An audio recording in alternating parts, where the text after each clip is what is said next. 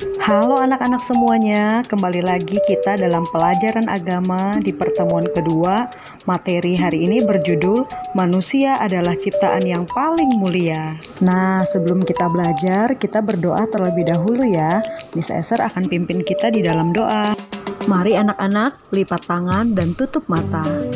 Tuhan Yesus, kami mau belajar, tolong berikan kami kepintaran, kecerdasan, berikan kami fokus dan konsentrasi yang baik, supaya pelajaran hari ini dapat kami mengerti. Terima kasih Tuhan Yesus, kami memulai pelajaran agama hari ini. Haleluya, amin.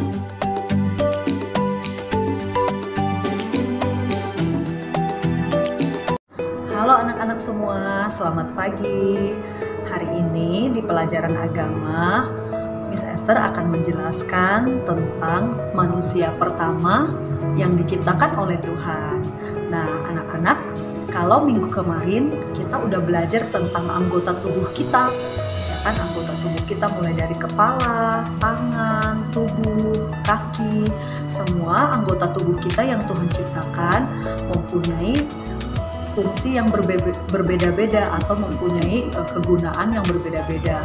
Seperti mata untuk melihat, tangan untuk kita mengambil sesuatu, untuk menulis, lalu ada lagi fungsi rambut kita untuk melindungi kulit kepala kita dari terik matahari, lalu ada kaki kita untuk berjalan, untuk menendang, untuk berlari.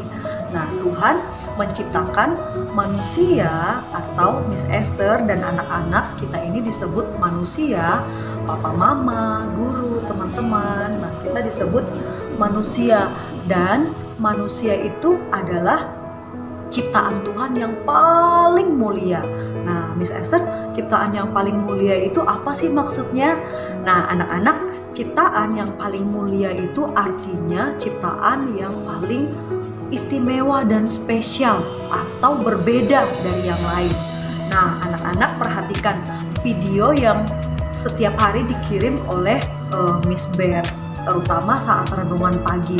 Itu ada hari penciptaan, mulai dari hari pertama, kedua, ketiga, keempat, kelima, dan hari keenam Tuhan menciptakan manusia. Nah, manusia itu serupa atau mirip sama Tuhan. Nah, miripnya apa aja, Miss? Nah, miripnya itu atau sesuatu yang sama itu adalah manusia itu memiliki kasih seperti Tuhan. Tuhan itu kasihnya itu besar sekali. Ya, kasihnya Tuhan itu sangat, Tuhan itu mencintai manusia, mengasihi manusia. Jadi Tuhan juga menaruh itu dalam diri kita. Nah, misalnya nih, anak-anak sayang sama papanya, sayang sama mamanya. Anak-anak tuh kalau ngelihat ada orang susah, anak-anak bisa nangis, bisa ikut kasihan. Atau kalau kita ngelihat ada orang yang hidupnya susah, kita bisa kasihan sama orang. Nah, itu artinya Tuhan menaruh kasih di hati kita. Kita gampang untuk mengasihi orang lain. Nah, itulah kenapa manusia disebut ciptaan yang paling mulia. Lalu ada lagi perbedaannya. Kenapa manusia itu disebut ciptaan yang paling mulia? Karena ciptaan-ciptaan Tuhan yang lain itu berbeda. Nah, seperti contohnya ada tumbuhan, ada binatang, ya kan, itu juga adalah ciptaan Tuhan. Tapi tumbuhan dan binatang itu beda dengan manusia. Kenapa, Miss? Kenapa berbeda? Nah, karena seperti binatang, mereka itu nggak punya pikiran, mereka juga nggak punya perasaan. Mereka binatang itu nggak bisa merasakan kasihan kepada temannya. Jadi binatang itu dia adalah ciptaan Tuhan, tapi dia berbeda, dia tidak istimewa. Nah, manusia adalah ciptaan yang paling istimewa. Makanya manusia adalah ciptaan yang paling disayang sama Tuhan. Ya, jadi anak-anak harus tahu, ya, anak-anak, kita ini adalah ciptaan yang paling mulia.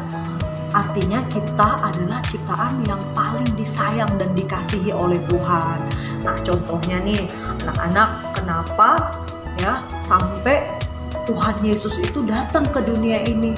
Tuhan Yesus harus lahir, harus jadi bayi, ya kan Tuhan Yesus harus merasakan apa yang kita rasakan. Tuhan Yesus juga bisa lapar, dia bisa haus, dia juga bisa merasakan kesakitan. Tuhan Yesus juga merasakan apa yang kita rasakan, dia bisa sedih, ya kan Tuhan Yesus juga bisa merasakan apa yang kita rasakan, yaitu kegelisahan. Anak-anak juga kadang bisa gelisah, bisa nggak tenang, bisa marah. Tuhan Yesus juga rasakan itu. Nah, tapi Tuhan Yesus itu walaupun dia adalah manusia seperti kita, tapi ternyata Tuhan Yesus itu juga dia adalah Tuhan, ya kan? Dia punya kuasa, dia punya kekuatan. Dia punya kuasa bisa menyembuhkan orang yang buta matanya bisa melihat, orang yang kakinya timpang nggak bisa berjalan dibuat mujizat bisa berjalan. Nah, itulah bukti bahwa Tuhan Yesus itu dia adalah Tuhan, dia punya kuasa, punya kekuatan, ya kan? Kalau anak-anak nonton film superhero misalnya seperti Spider-Man, ya kan, atau superhero yang lain, ya kan, anak-anak bisa lihat, ya kan, superhero itu dia punya kekuatan, bisa nolongin orang, bantuin orang, ya kan. Nah, tapi itu hanya di film. Di dunia nyata atau dalam kehidupan itu nggak ada, ya kan. Jadi itu hanya cerita di dalam film, ya kan. Tapi Tuhan Yesus itu adalah kisah yang nyata, ya kan. Kisahnya dicatat dalam satu buku namanya Alkitab. Jadi anak-anak, itulah yang membuat kita itu harus selalu bersyukur karena Tuhan Yesus itu adalah Tuhan yang punya kuasa. Dia juga manusia seperti kita, seperti anak-anak, punya tangan, punya kaki, ya kan, punya rambut, ya kan, punya hidung, punya mata. Dia lengkap manusia seutuhnya, tapi dia juga adalah Tuhan, Tuhan yang punya kuasa, ya kan. Tuhan Yesus juga bisa membangkitkan orang mati loh, anak-anak, ya kan. Ada kisahnya, nanti Miss Esther akan cerita di pertemuan berikutnya. Miss Esther akan cerita bagaimana kuasa, kekuatan yang Tuhan Yesus miliki bisa membangkitkan orang yang sudah mati. Lalu Tuhan Yesus juga punya kuasa bisa meredakan angin yang ribut, ya kan, waktu mereka sedang menyeberang danau, lalu tiba-tiba ada angin topan, ya kan, lalu perahu mereka itu udah terombang-ambing dan akan tenggelam. Tapi Tuhan Yesus bisa meredakan angin yang ribut. Jadi alam ini, angin yang kencang itu bisa ditaklukkan, ya kan, bisa tunduk sama Tuhan Yesus. Itulah yang membuktikan bahwa Tuhan Yesus itu memiliki kuasa. Nah, makanya kita harus selalu bersyukur dan kita harus selalu bangga.